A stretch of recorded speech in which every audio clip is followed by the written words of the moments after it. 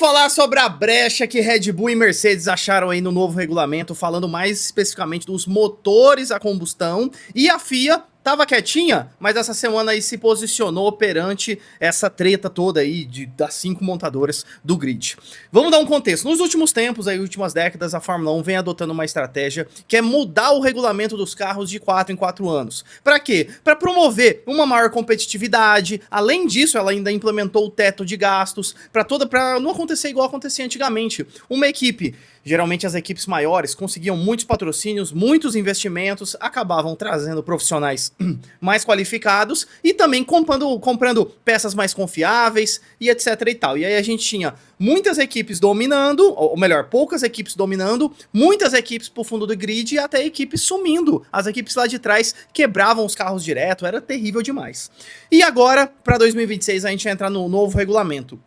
O último regulamento foi de 2022 e 2025, o Verstappen ganhou 3 títulos e o Norris ganhou o último título de 2025, e a gente teve uma mudança ali, né, que parecia que ia ser um domínio total da Red Bull, só que no meio de 24 para 25 a McLaren veio com tudo, não foi suficiente pro Norris ser campeão em 24, mas para 25 foi. Moa, mas qual que é a treta de motores? É que no regulamento desse ano de 2025, a gente vai ter 50% da unidade de potência vindo de uma origem elétrica e 50% de motores a combustão. Qual que é a questão disso? É que é uma grande mudança, já que em 2025, quase 80% da potência das unidades de potência ali vinham de uma origem a combustão. E só 20 e poucos por cento ali era de origem elétrica. E agora para 2026 vai ser metade. Então, as equipes, na bateria não tem muito o que fazer, as equipes estão olhando mais para o motor a combustão, para se desenvolver e ter mais benefícios. E é aqui que mora a brecha. Nesse ano de 2026, a Fórmula 1 colocou uma regra nesse motor a combustão, que é a taxa de combustão dos cilindros dessa câmara de combustão do motor. Onde, até o ano passado, a taxa de compressão era de 18 para 1. Que faz com que a compressão ali dos combustíveis e tudo mais, que leve essa compressão dos combustíveis, dos cilindros, para a potência efetivamente nos motores. Então, quanto maior essa taxa de compressão, mais potência é gerada para o motor, usando uma mesma quantidade de combustível. Resumindo, bem resumido, é isso. Só que para 2026, a gente vai ter a entrada da Audi como uma fornecedora de unidade de potência, e a Cadillac está entrando como 11ª equipe. Só que a Cadillac, apesar de 2026, 27, 28, se eu não me engano, vai ter unidade de potência emprestada ali da Ferrari, a Cadillac quer desenvolver a sua própria unidade de potência. Então, como é um regulamento para 4 anos, a Fórmula 1, para facilitar a vida de todo mundo, diminuiu essa taxa de compressão de 18 para 1, que era até o ano passado, para 16 para 1 agora, em 2026. E aí você fala, Moa, beleza, até aí ok, todo mundo vai ter essa taxa de compressão, tudo ok. E uma taxa de compressão menor faz com que as montadoras tenham, vamos dizer assim, um pouco mais de facilidade para desenvolver esses motores. Até aí beleza, só que a medição, o jeito que a Fórmula 1 vai medir para ver se esse motor a combustão tá ok com a regra ou não está, essa medição vai ser a frio, com o carro parado. O que é medição a frio? É quando o carro tá parado, não quando ele tá na pista, é uma medição dinâmica quase seria. E até aí beleza, só que a Mercedes, que foi a equipe que deu o pontapé inicial para tudo isso, a Mercedes achou uma brecha que foi o jeito que ela projetou essa câmara de combustão, esses cilindros, faz com que o seu motor a combustão, na hora que ele tá parado, essa medição a frio, a taxa de compressão dá 16 para 1. Então você fala, Moa, a Mercedes está dentro da regra. Maravilhoso. Só que quando o carro vai para a pista, todas as temperaturas começam a elevar, o carro está efetivamente ali 5, 10, 15, 20 voltas na pista, essa taxa de compressão, com o aquecimento de todo o motor, todo o carro, todo o motor, essa taxa de compressão aumenta, vai para 18 para 1. Mas, Moa, o que isso significa? O carro da Mercedes, teoricamente, vai ter um ganho de uns 13 a 15 HP de potência, que vai dar, mais ou menos ali nas projeções, um 0,3, 0,4 segundos mais rápido por volta. Imagina! Quase meio segundo, que é um oceano de distância para o automobilismo. E aí, o que aconteceu? A Red Bull vazou que também achou essa brecha. Mas não foi porque a Red Bull achou essa brecha do nada. Foi porque, nesse meio tempo do ano passado para agora, a Red Bull contratou muitos funcionários da Mercedes. E essa galera da Mercedes trouxe esse conhecimento para a Red Bull.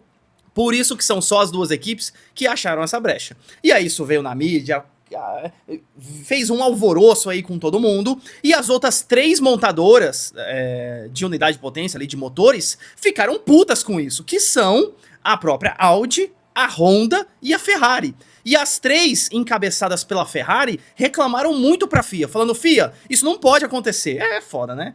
Essas brechas aí eu acho maravilhoso do mundo, não sei se vocês gostam também, mas eu acho maravilhoso essas brechas que os engenheiros, que esses gênios aí encontram nos regulamentos da Fórmula 1.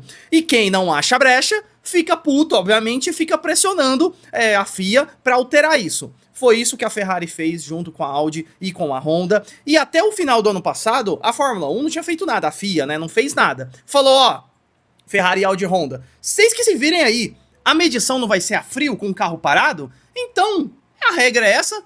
A Red Bull e a Mercedes estão ok. Só que aí a pressão tá cada vez mais forte. E na última semana, a gente teve a notícia que a FIA vai fazer uma reunião agora na semana que vem, no dia 22 de janeiro, na próxima quinta, com as montadoras e uma reunião com a FIA, para conversar sobre essa história aí da taxa de compressão dos motores. Por pressão, obviamente, das outras montadoras, e a FIA vai fazer agora. Por que essa reunião? Porque na outra semana, na semana do dia 29, a gente vai ter os primeiros testes ali pré-temporada, é mais uns dias de shooting, de gravação das equipes lá em Barcelona, mas os testes mesmo pré-temporada vão ser lá no meio e no final de fevereiro, no Bahrein. Os 2 testes de fevereiro vão ser no Bahrein. Lembrando que vai ter transmissão do Sport TV, esses testes no Bahrein, no canal fechado da Globo. Mas, Moa, e aí? O que pode acontecer nessa reunião da FIA do dia 22? Pode acontecer, gente, 3 coisas.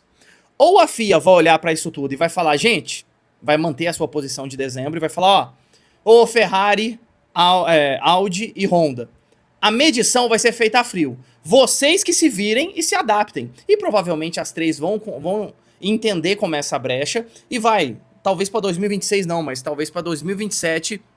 as 3 equipes vão se adaptar e aplicar essa brecha no regulamento até lá. Por que as 3 equipes não vão fazer isso agora? Porque o motor dela já está desenvolvido, gente. Já foi fabricado, o desenho ali, os projetos já estão muito avançados. Não tem como jogar tudo no lixo e voltar agora. O caminhão de dinheiro que vão perder talvez seja maior, entendeu? Então essa é a primeira alternativa. Segunda alternativa, a FIA pode chegar e falar: ó, realmente Red Bull e Mercedes, vocês não podem fazer isso. Eu sei que a regra era para medição a frio, mas tem uma outra regra da Fórmula 1, que agora, se eu lembrar, eu coloco aqui na tela, que eu esqueci o artigo, que é isso que a Ferrari, a Audi e Honda tá alegando. Tem uma regra no regulamento da Fórmula 1 que diz que as regras aplicadas neste regulamento dizem que em todo o evento... tipo assim, em todo o evento da Fórmula 1, as regras estipuladas nesse documento têm que serem aplicadas. Então, se na regra tá aplicado que a taxa de compressão tem que ser 16:1, segundo esse outro artigo, esse outro item da regra, em todo o evento da corrida tem que estar 16:1. Então, a segunda opção é a FIA olhar para isso e falar: Mercedes e Red Bull, vocês estão erradas, então vocês vão ter que se adaptar agora. Vocês não podem entrar com o carro desse jeito, senão vocês vão começar a levar punições e serem desclassificadas das corridas. Agora a gente tem a terceira opção, na minha opinião, que pra mim, honestamente, é a que vai acontecer. A FIA vai chegar, vai falar que a Mercedes e a Red Bull estão erradas, só que vão dar um prazo pra elas se adaptarem.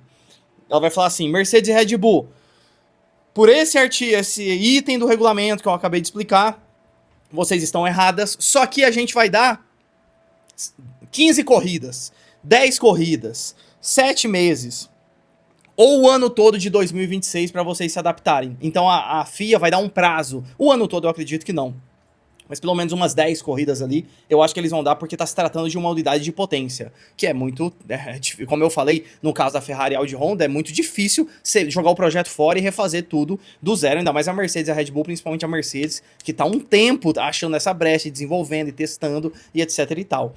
Então, pelas últimas decisões da FIA, lembra da questão do DRS lá, da abertura da asa traseira e da asa dianteira dos carros da McLaren, que aconteceu em 2024 e para o ano passado, 2025, a FIA chegou e deu um prazo para a McLaren se adaptar? Lembra disso? Então a FIA já vem com essa abordagem de alguém achou uma brecha, eu chego, analiso, falo com as outras equipes e peço para a equipe se adaptar, mudar, né, tirar essa brecha e dou um prazo para eles de 6 meses, 7 meses, 3 meses, dependendo do grau de complexidade que é essa brecha da situação ali do carro. Assim, não sei vocês, deixem aqui nos comentários, mas eu acho legal demais essas brechas que os engenheiros, os gênios aí achem. Muito me surpreende não ter sido o Adrian Newey que achou essa brecha, porque o Adrian Newey tá lá na Aston Martin, onde a Honda vai ser a fornecedora da unidade de potência. Então, muito me impressiona. E, no caso da Red Bull, eles só acharam porque não foi a Ford que trouxe o conhecimento e tal. A Ford, obviamente, trouxe algum conhecimento, mas isso foi dos engenheiros ali da Mercedes que eu comentei. Então, estou curioso para ver como vão ser esses testes de temporada no mês que vem. E mais curioso ainda no começo de março para ver o GP da Austrália, quem que vai sair na frente, porque por causa disso, a expectativa tá altíssima para Mercedes sair na frente. Imagina o George Russell ser campeão em 2026? Ninguém imaginava isso há meses atrás. Mas é isso, essa é a história toda das unidades de potência. Logo que passar essa reunião e a gente tiver novidades, trago aqui no canal.